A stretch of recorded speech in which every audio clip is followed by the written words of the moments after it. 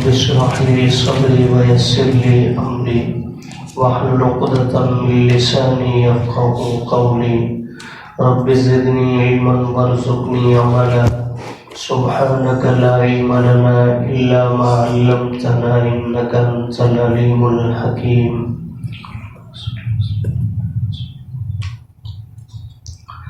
وَيَا قَوْمِ، اور اے میری قوم کے لوگوں، مالی، کیا ہوا مجھے، ادعوکم الی النجات، کہ میں تمہیں بلاتا ہوں نجات کی طرف،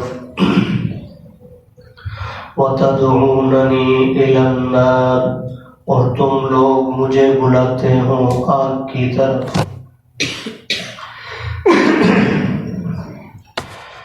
تدعوننی، تم مجھے بلاتے ہو، لِأَكْفُرَ بِاللَّهِ، تاکہ میں انکار کروں اللہ کی ذات کا، وَأُشْرِكَ بِهِ، اور میں شریک ٹھہراؤں اللہ کے ساتھ، مَا لَيْسَ لِي بِهِ عِلْمٌ، اس کو جس کے بارے میں مجھے علم بھی نہیں، وَأَنَا أَدْعُوكُمْ، اور میں تمہیں بلاتا ہوں، الی العزیز الغفار، زبردست بخشنے والی ذات کی طرف.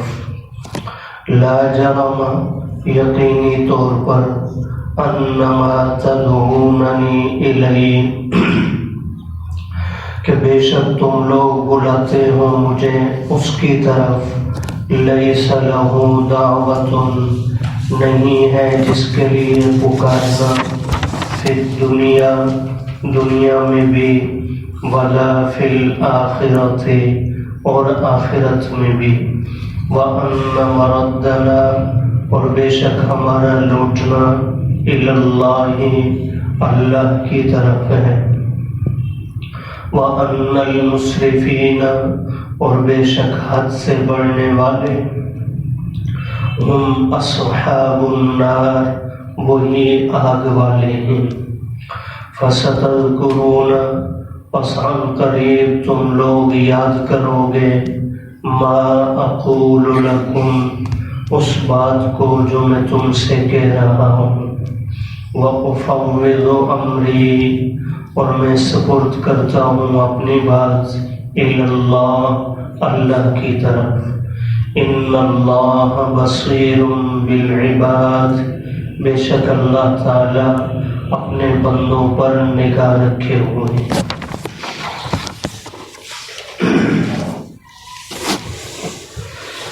حضرت موسیٰ علیہ السلام کی بعثت کا اللہ پاک نے ذکر فرمایا. فرعون، حامان، قارون جیسے منکرین خدا کے پاس انہیں داعی بنا کر اللہ نے بھیجا. جناب موسیٰ نے حق بات جب ان تک پہنچائی تو بجائے حق کو قبول کرنے کے انہوں نے حضرت موسیٰ علیہ السلام کے قتل کا ارادہ فرمایا. قوم کے اندر ایک شخص جو فرعونی لشکر میں سے تھا، لیکن اللہ نے اسے ہدایت نصیب فرمائی، اپنا ایمان ابھی تک چھپائے ہوئے تھا.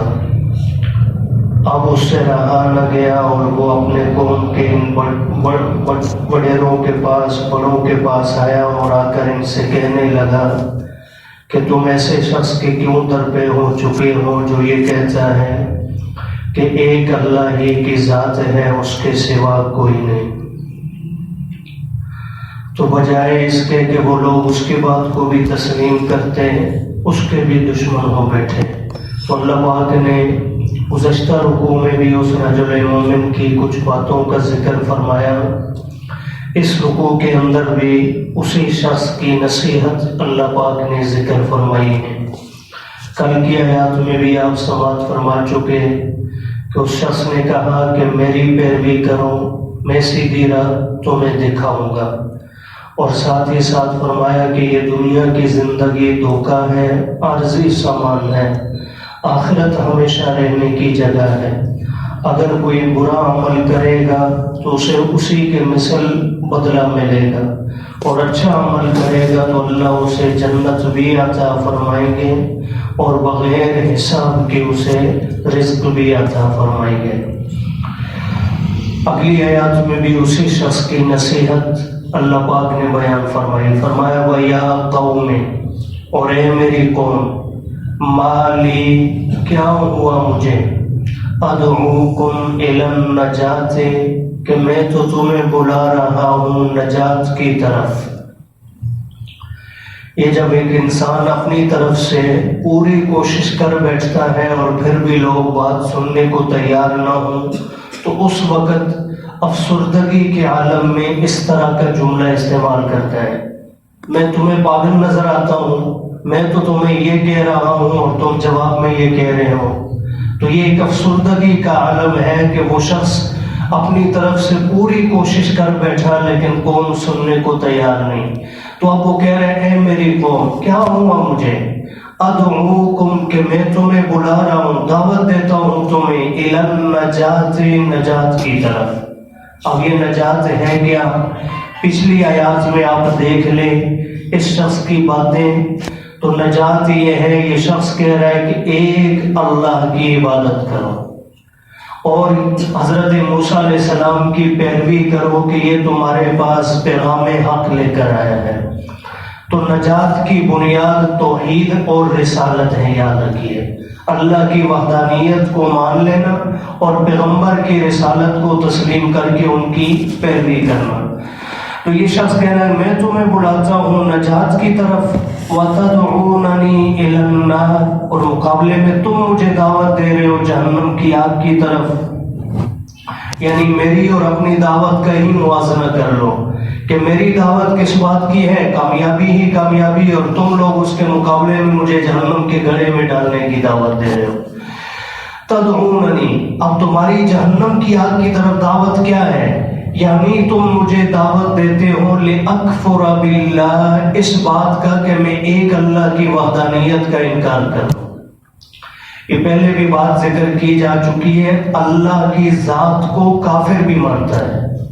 کافر کا یہ نظریہ نہیں ہے کہ اللہ ہے ہی نہیں، یہ مانتا ہے کافر بھی کہ اللہ ہے۔ پھر آگے اس کی شکلیں کئی انہوں نے شرک کی اختیار کر لی، کسی نے کہا اللہ کے ساتھ فلاں بھی ہے، کسی نے کہہ دیا اللہ نے اپنے امور تقسیم فرما رکھے ہیں، کچھ کام کس کے حوالے، فرشتوں کے، فلاں کے حوالے کر دیے۔ تو یہ آگے نظریات بدلتے رہتے ہیں، اللہ کی ذات کو کافر بھی مانتا ہے۔ تو اللہ کا انکار پھر کیا ہوا؟ یہ شخص تو کہہ رہا ہے کہ تم مجھے دعوت دے رہے ہو اللہ کے انکار کا، حالانکہ اللہ کا انکار کافر بھی کرتا نہیں۔ 21ویں پارے میں بھی گزر چکا ہے، جب مشرکین مکہ سے بھی سوال کیا گیا کس نے زمین و آسمان کو بنایا، تو ابو جہل نے بھی کہا تھا کس نے، اللہ نے، تو مانتا تو وہ بھی تھا۔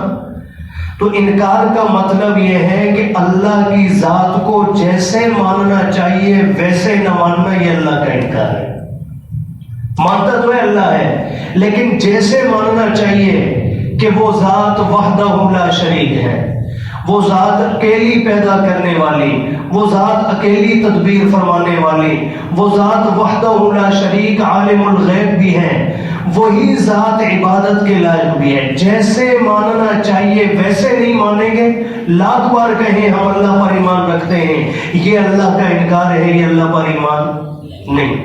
تو اس لیے اس شخص کہہ رہا ہے کہ تم مجھے دعوت دیتے ہو کہ میں اللہ کا انکار کر دوں، اور اللہ کا انکار کیا ہے، آگے وضاحت خود کر دی کہ وہ اشرک بھی، کہ میں اللہ کے ساتھ شریک ٹھہرا لوں، ما ان کو لیس لی بھی علم، جن کے بارے میں مجھے شریک بنانے کا کوئی علم۔ اللہ نے تو مجھے نہیں کہا کہ فلاں بھی میرے امور میں نے نبیوں کو اختیار دے رکھا ہے، میں نے ولیوں کو دے رکھا ہے، فرشتوں کو دے رکھا ہے، اللہ نے تو کوئی ایسی بات مجھے بتلائی۔ تو بغیر دلیل اور علم کے میں اللہ کے ساتھ کسی غیر کو کیسے شریک بنا لوں؟ تو فرمایا تم مجھے دعوت دیتے ہو اللہ کے انکار اور اللہ کے ساتھ ان کو شریک ٹھہرانے کا جن کے بارے میں کوئی علم نہیں مجھے، اور مقابلے میں تمہیں کس بات کی دعوت دے رہا ہوں، وَأَنَا أَدْعُوكُمْ، میں تمہیں دعوت دیتا ہوں إِلَى الْعَزِيزِ، اس ذات کی طرف جو زبردست ہے، پکڑنے پہ آئے تو اس سے کوئی چھڑا نہیں سکتا. لیکن الغفار ابھی فوراً پکڑتا کیوں نہیں؟ اس لیے کہ وہ بخشنے والا بھی ہے. کوئی ذرا سی اس سے کہہ دے اللہ مجھے معاف کر دے، 100 سال کے گناہ وہ ایک لمحے میں معاف کر دیتا ہے. تو فرمایا میں تمہیں بلاتا ہوں زبردست ذات کی طرف. اس میں تنبیہ فرما دی کہ اگر مانو گے نہیں تو تم اس کا کچھ نہیں بگاڑ سکتے اور وہ تمہارا چھوڑے گا کچھ نہیں.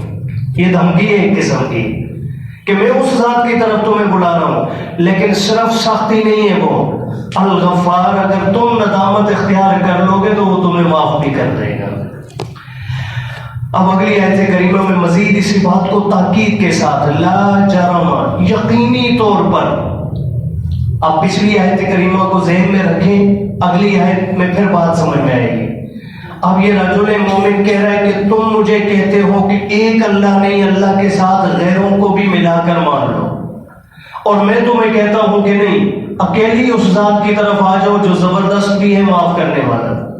اب یہ مضمون ذہن میں رکھیں. اب اگلی بات آیت کریمہ کو سمجھیں. لا جرم، یقینی طور پر، انما تدعوننی الی، بے شک تم لوگ بلاتے ہو مجھے ان کی طرف، لیس لہ دعوت، جن کے لیے پکارنا ثابت ہی، آسان کر رہا ہوں ترجمہ جی، جن کے لیے پکارنا ثابت ہی نہیں، پھر دنیا، نہ دنیا میں، ولا فی الآخرۃ، اور نہ ہی، جن کو تو پکارنا چاہیے ہی نہیں. پکارنا تو صرف کس کو چاہیے؟ اللہ کو. تم ان کی جو ہے طرح مجھے بلا رہے ہو جن کے لیے پکارنا ہے ہی نہیں سرے سے، نہ دنیا میں نہ آخرت میں. کیسے نہیں پکارنا؟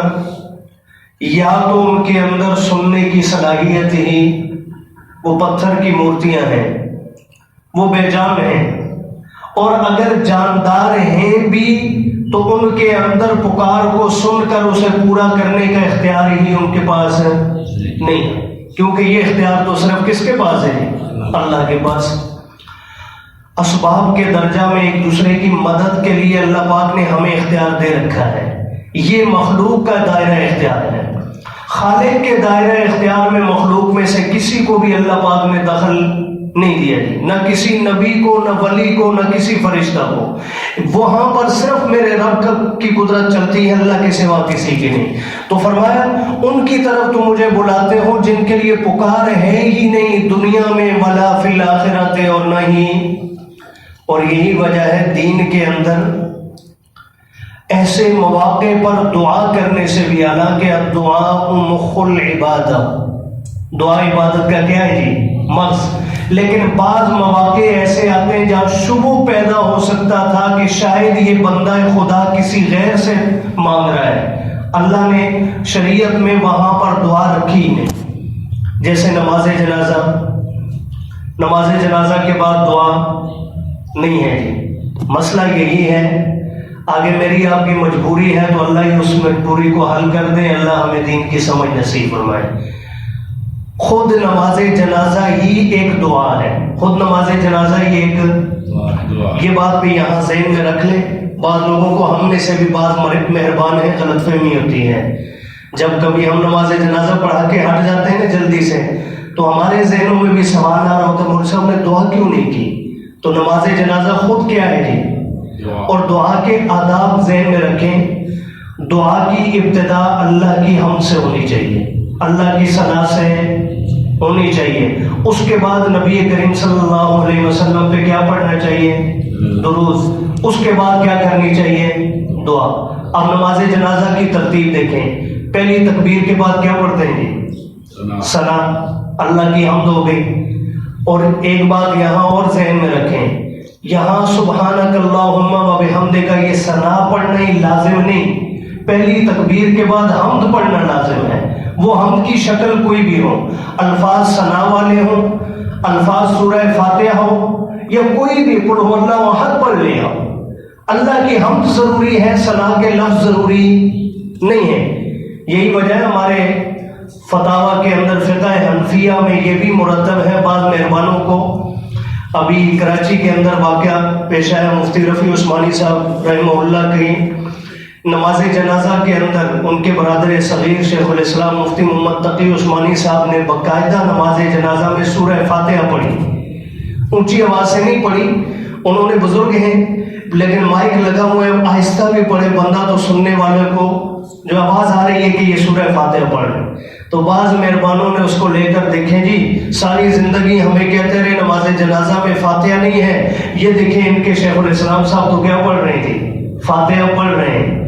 تو یاد رکھیے مسئلہ یہ ہے کہ یہ پہلی تکبیر کے بعد اللہ کی پاکی بیان کرنی ہے، چاہے لفظ آپ ثنا کے پڑھیں تب، چاہے لفظ آپ سورہ فاتحہ پڑھیں تب، چاہے آپ سورہ اخلاص پڑھیں تب، اللہ کی حمد ہونی چاہیے۔ اللہ کی کیا ہونی چاہیے جی؟ اس لیے فاتحہ پڑھنا منع نہیں ہے جی، آپ پڑھ سکتے ہیں۔ دوسری تکبیر کے بعد درود پاک، یہ دعا کے آداب ہیں۔ ہم کے بعد کیا جی؟ درود، اور درود کے بعد پھر ہے دعا۔ تیسری تکبیر کے بعد ہم کیا پڑھتے ہیں جی؟ دعا پڑھتے ہیں۔ نابالغ بچہ بچی ہو تو وہاں پر دعا کے الفاظ پہ آپ غور کریں، ہمیں یہ بتلائے یہ تو بخشا بخشایا ہے، اس کے وسیلے سے اپنی معافی مانگ لو، اور اگر جو ہے بالغ ہے تو وہاں پر اس کی مغفرت، ساتھ سارے زندہ مردوں کی مغفرت کی دعا ہمیں سکھا دی۔ تو یہ خود دعا ہے۔ اب ایک اور سوال آپ کے ذہن میں شاید پیدا ہوگا کہ پھر اس کو نماز کیوں کہتے ہیں؟ یہ دعا ہے تو پھر اس کو نماز کیوں کہتے ہیں؟ تو عربی گرامر اگر کسی نے ذرا سا بھی پڑھا ہے نا جی تو وہ جانتا ہے کہ لفظ صلاۃ کے کئی معنی آتے ہیں۔ لفظ صلاۃ کا ایک معنی دعا بھی ہے، لفظ صلاۃ کا ایک معنی، اور یہاں نماز جنازہ میں جو لفظ صلاۃ استعمال ہوا ہے یہ دعا ہی کے معنی میں ہے۔